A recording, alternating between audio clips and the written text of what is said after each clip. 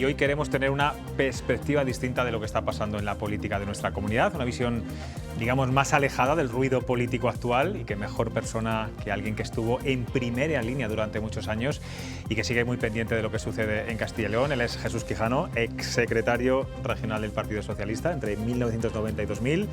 ¿Qué tal?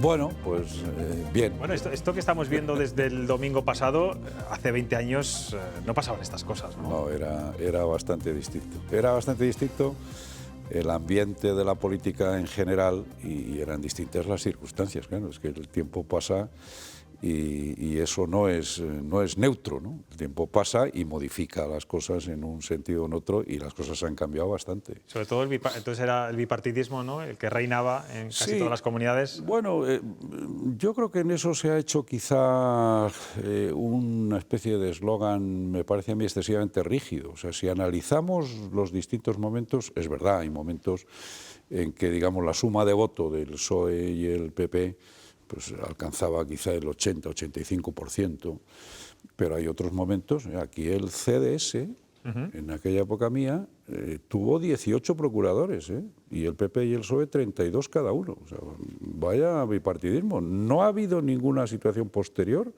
de tanto. Es verdad que esa situación duró poco tiempo y luego ya los otros partidos que aparecieron, pues la UPL, Izquierda Unida, que tuvo representación, Tierra Comunera, que tuvo procuradores, etcétera, pues todo eso estaba ya reducido a unos límites muy inferiores. Pero el CDS tuvo mucha más representación de la que ha tenido Ciudadanos cuando ha tenido más representación, por ejemplo, ¿no? En las Cortes de Fuensaldaña. Efectivamente.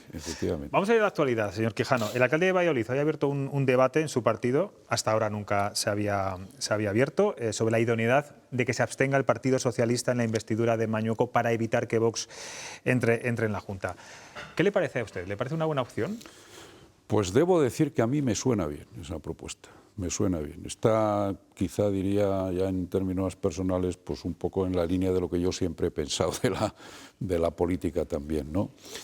Y le veo ese aspecto, pero le veo más aspectos y más matices al asunto. Le veo esta finalidad de decir, bueno, pues si todos estamos haciendo un discurso de que, en fin, pues la tendencia política de Vox, por otro lado respetable en cuanto a que sale del voto, no cae del cielo, ¿no? Sale del voto de los ciudadanos, pero por sus planteamientos, etcétera, pues parece que pueden tener algunas consecuencias de tensión social, etcétera. Bueno, ¿por qué no intentamos hacer algo que permita en la medida de lo posible evitar eso? Le veo esa finalidad, pero yo le veo muchas otras finalidades y aspectos positivos. Claro, si eso, por ejemplo, fuera un paso para avanzar en la superación de lo que yo creo, y mucha gente creo que lo piensa, que la política española vive una etapa de excesivo frentismo, de trinchera excesiva, y que alguna decisión de ese tipo pudiera ayudar a iniciar una dinámica distinta. De entendimiento, ¿no? Pues bueno, de entendimiento, por lo menos de afirmación de un principio, que hasta ahora yo creo que no se ha puesto en práctica, que es cuando hay unas elecciones y alguien gana y el siguiente no tiene alternativa porque no suma suficiente con los demás, bueno, puede haber una regla de respeto y decir, bueno, pues que gobierne en minoría el que ha ganado.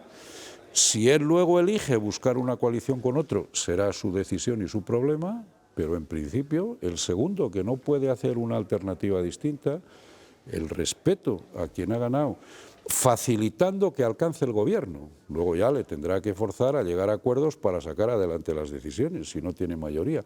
Pero ese principio de si yo no tengo una alternativa y mi opción es bloquear, si no hay otra posibilidad de que él llegue a un acuerdo de gobierno de coalición, me parece un principio sano.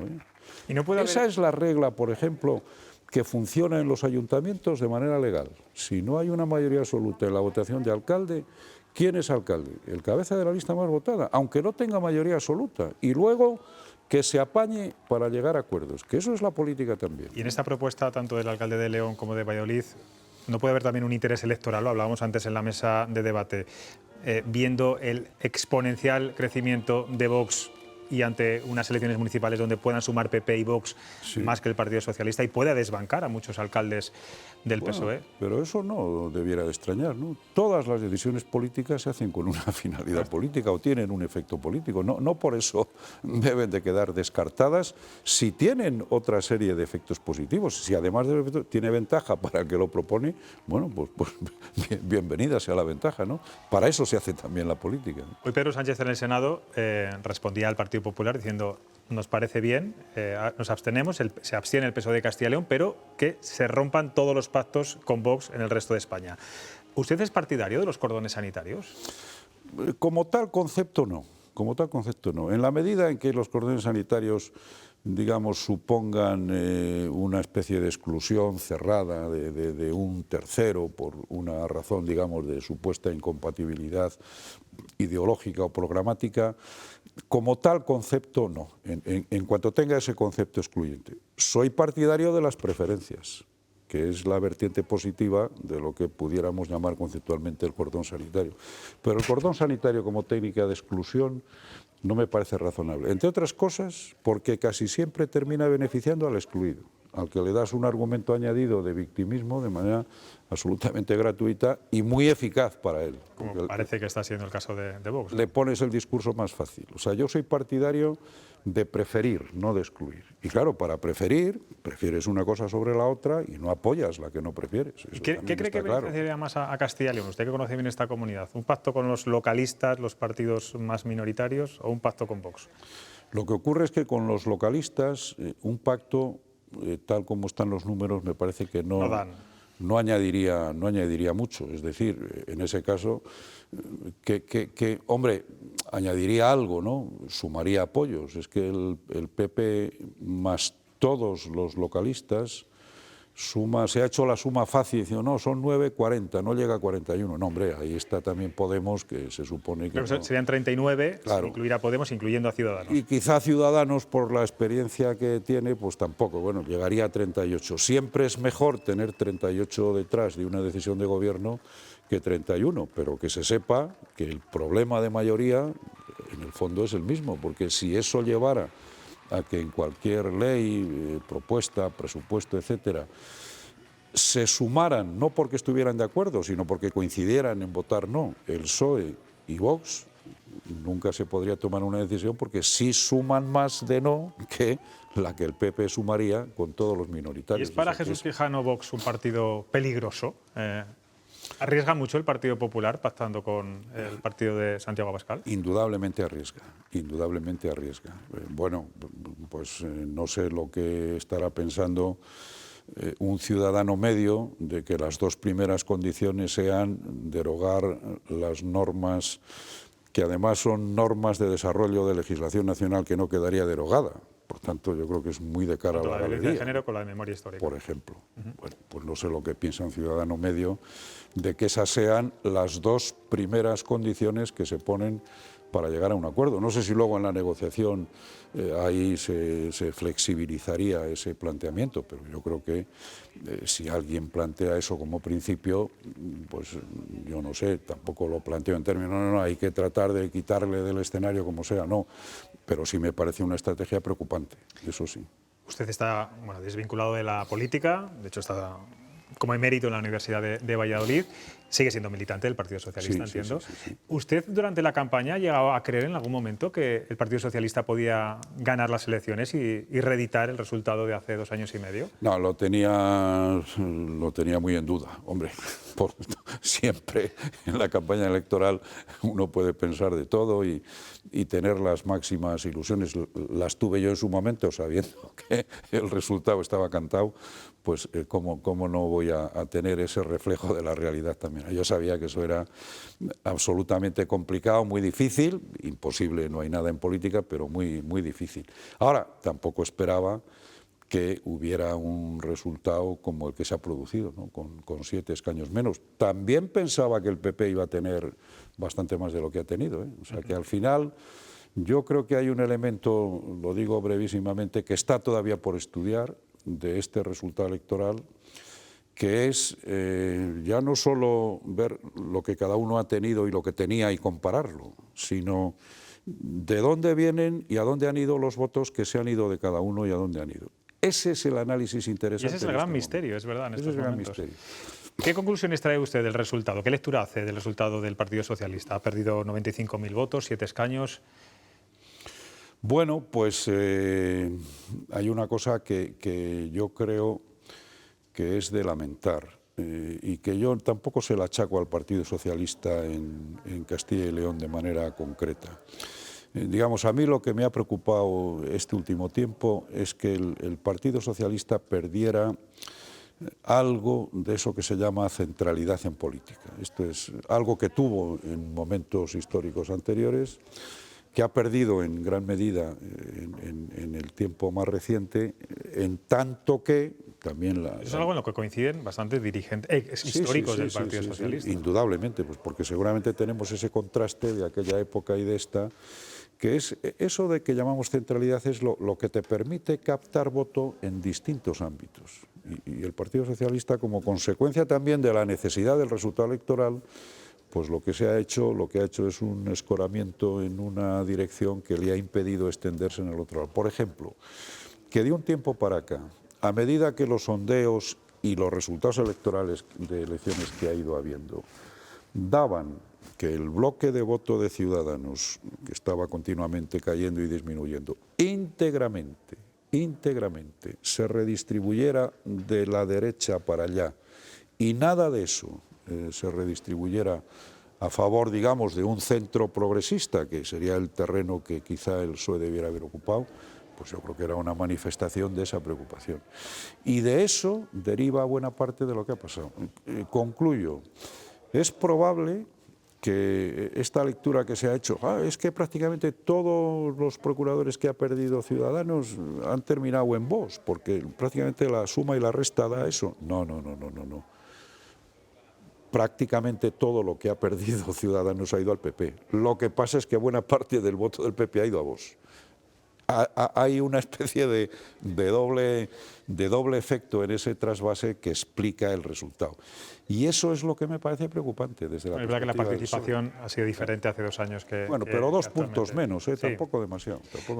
Usted dejó la Secretaría Regional del Partido Socialista tras perder 2 elecciones autonómicas. Luis Tudanca ha perdido 2 elecciones también, una la ganó, no consiguió gobernar. ¿Usted cree que debería dar un paso atrás? Hoy ha dicho que no, que va a seguir en pie. Sí. Bueno, hay yo creo que dos niveles distintos a plantear. Yo lo digo porque yo me lo planteé también así. Yo fui candidato en el 91 y en el 95 y inmediatamente después de las elecciones del 95 dije que no sería candidato más veces. Y de hecho no lo fui. Que 2 veces yo creo que era una forma... Bueno, el resultado había sido la primera vez, en el año 91, obtuvimos 35 procuradores. Estuvimos bastante cerca, porque entonces todavía había unos restos del CDS con los que hubiéramos podido llegar a un acuerdo, etcétera. O sea que todavía hubo juego. Luego no, en el 95 es un momento muy malo en la evolución política y electoral del PSOE y bajamos a 27 escaños, de 35 a 27. Parecido a lo que ha ocurrido ahora. Yo dije al día siguiente que no volvería a ser candidato, que había sido 2 veces, que creía que eso era suficiente. Pero no obstante, continué de secretario general del partido hasta que pues tuvimos una posibilidad de fraguar un candidato. Lo fue Jaime González, un magnífico compañero que se dejó la piel en el intento, aunque bueno, pues él fue candidato en las elecciones siguientes en el 99. Me parece que son con un resultado pues algo mejor que el anterior, pero todavía insuficiente, y hicimos eso que en política se llama una bicefalia. Yo continué de secretario general hasta el año 2000, que es el último momento en que ya dije que ponía fin definitivamente a toda esa etapa. Bueno, luego tiraron de usted cuando la gestora, recuerde, aquel lío entre Villarrubia y Óscar López, ahí apareció Jesús Quijano para poner paz y hacer de mediador, ¿no? Eso ya es un episodio de gente mayor, a la que le llaman como los ancianos a los que llamaban en las ciudades griegas para poner orden cuando estaba la cosa un poco revueltita, pues eso ya forma parte puso solución. De otra historia. Tengo aquí a 3 periodistas que algunos conoce además, que también le van a hacer alguna pregunta. Roberto. Sí, yo quería preguntarle, buenas noches. Buenas noches. Sí quería preguntarle, estoy muy de acuerdo en el análisis que ha hecho del trasvase que pueda haber de votos, por ejemplo, sobre todo de Ciudadanos, PP, Vox, pero quería preguntarle, ¿al PSOE le ha castigado la aparición en escena de las formaciones como Soria Ya, el empuje de la UPL en León? ¿Cree que, porque además en esas dos provincias es donde más le han castigado al PSOE en el número de procuradores, ¿no? Creo que sí. ¿Cree que si no hubiera sido así, podría haber cambiado la cosa? Yo creo que en efecto, tengo esa impresión, todo esto luego hay que estudiarlo más a fondo, pero tengo la impresión de que esta doble pujanza, ¿no?, en Soria y en León, que tiene también origen y características distintas, en cada caso, pero en ambos casos yo creo que se alimenta principalmente de antiguos votantes del PSOE. Principalmente, no digo que exclusivamente, pero creo que principalmente viendo los números. Y claro, eso lleva también a una reflexión que sinceramente hay que hacer. Por ejemplo, en el caso de León, donde hay en la trayectoria de la UPL pues hay un componente digamos identitario, ¿no?, en un determinado sentido, y eso es lo que alimenta su voto. ¿Al PSOE le rinde sumarse a ese componente identitario en León en términos electorales? Yo creo que no. Yo creo que es... Claro, por eso digo, si me permiten la metáfora, es en cierto modo sembrar en terreno ajeno. Porque, ¿cuál es el objetivo de esa estrategia? Pues el objetivo último es configurar una autonomía separada en León, ¿no? Este ha sido el objetivo, digamos, histórico de ese elemento identitario que digo. ¿El ciudadano de León cree que el PSOE daría ese paso? Yo creo que no. ¿El paso de desmembrar la comunidad autónoma? No.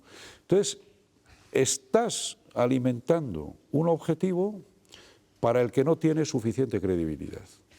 Y por tanto lo que estás haciendo es seguramente desviar voto hacia quien en ese aspecto sí tiene credibilidad. De hecho, decía Luis Mariano Santos, el portavoz de la UPL, que los leoneses entre el original y la copia se quedan siempre con el original, que pues, es lo que está diciendo. Otra forma de decirlo, pero en el fondo la misma, sí. Ana Rodríguez. Buenas noches, Jesús, un placer volver a verle y escucharle. ¿Usted cree que en este nivel de crispación que hay no solamente en la política nacional, porque también lo hemos visto en los últimos debates en el Congreso, en las Cortes de Castilla y León, que el nivel de crispación se ha elevado y los cruces han sido bastante duros? ¿Es posible y es factible que el PSOE facilite un gobierno de Alfonso Fernández Mañoco? Pues, ¿Lo ven un porcentaje elevado? Complicado es y lógicamente habría que hablarlo e incluso someterlo a análisis y condicionarlo, etcétera. Pero claro, si estamos en una coincidencia general de que el nivel de crispación es alto, hombre, pero una iniciativa de este tipo quizá contribuyera a dar algún paso para disminuir los decibelios, pues plantémoslo también así, ¿no? Y bueno, o sea, yo sé que no es sencilla una decisión de ese tipo, sé que no es sencilla una decisión de ese tipo, pero me parece que marcaría una línea de evolución en la política española que tenemos que en algún momento intentar poner en marcha. Porque la otra alternativa, que es mantenernos en un frentismo, ¿no?, esto unas trincheras absolutamente profundas de las que no sale nada en la otra dirección, bueno, pues es también condenarnos en cierto modo a estrategias de bloqueo, a inestabilidad en muchas ocasiones, porque mayorías absolutas no va a haber, probablemente, y por tanto a que el principio de preferir el bloqueo y la repetición de elecciones, en vez de, bueno, pues si yo no tengo una alternativa de desbloqueo, hombre, aquel que está más cerca, porque es el que más escaños tiene, aunque necesite luego de acuerdos conmigo, y él verá, pero yo de entrada, con mi abstención, le facilito que forme gobierno. Y a partir de ahí, pues vamos a hacer política todos. A mí me parece que ese es un buen principio, y ayudaría también a bajar los decibelios de la crispación, sin duda ninguna. Ahora, tiene que ocurrir lo mismo por ambas partes si llega el momento. Hablamos de nivel de Crispación, ¿cómo vamos de nivel político a los políticos actuales? Bueno, pues siempre ha habido de todo, ¿eh? Vale. Se dice... No, digo sinceramente lo que pienso. Yo creo que con carácter general la política actualmente tiene algo menos de calidad de la que la política tuvo en otros momentos. Las razones de muy diverso tipo. Probablemente hay una que a mí me parece importante. O sea, los que, digamos, tuvimos actividad política en la etapa de la transición, pues nos comprometimos en un momento determinado, pero la mayor parte de nosotros estábamos en una actividad profesional, académica, laboral, empresarial, lo que fuera, previa. Y por tanto, asumíamos el paso de participar en política como un compromiso en el que implicábamos nuestras ideas, nuestras personas, nuestro tiempo, pero sabíamos que teníamos también un retorno posible a una actividad profesional, que en algunos casos incluso estábamos deseando volver a ella. Ese era mi caso. A mí siempre me gustó más dar clase en la universidad que dar mítines en las campañas electorales. Y sin embargo pensábamos que teníamos un compromiso con la sociedad por hacerlo. Claro, eso daba también talantes más abiertos, más tolerantes, más proclives al acuerdo, etcétera, y por tanto menos crispación y menos decibelios con carácter general. Ahora, ya sé que esto no se puede generalizar, está la experiencia de cada uno, la mía es esa, pero comprendo que en esto pues hay personas muy valiosas que están y deben estar en la política con independencia de cualquier otra consideración, ¿no? Pedro. Buenas noches, Jesús. Es un placer escucharle, porque yo también estoy de acuerdo que la calidad de la política ha descendido, y mucho. Yo querría plantearle la siguiente cuestión. Los políticos al final son un reflejo de la sociedad en la que vivimos, no son ni mejores ni peores que la sociedad. ¿Son los políticos los que han llevado a la sociedad al frentismo o la sociedad la que ha llevado a los políticos al frentismo? ¿Estamos los ciudadanos también más enfrentados? Voy a meter los medios de comunicación por el medio también, porque claro, los medios de comunicación tienen una parte importante también a la hora de transmitir los mensajes. Las redes sociales, no te olvides, Pedro. También las redes sociales. Iba a mencionarlas yo en primer lugar. Pues efectivamente, yo creo que tienes toda la razón. Este no es un problema solo del nivel político, es un problema del conjunto de la sociedad. Claro, digamos una cosa previamente. Las dos etapas de crisis que hemos pasado, la socioeconómica, digamos, y empresarial y financiera, inmobiliaria y todo aquello del 2008 y siguientes, y la todavía actual, ¿no? la de la pandemia sanitaria, pues han contribuido a un ambiente en el cual, digamos, la crispación, etcétera, ha encontrado también mucho caldo de cultivo. ¿Qué ha podido ocurrir? Pues que desde la política no se ha frenado eso, y quizá en algunos momentos en que hubieran sido necesarios grandes acuerdos, pues lo que ha habido es un poco lo contrario, y eso ha aumentado la crispación en el nivel político. ¿Y qué es lo que añado a eso?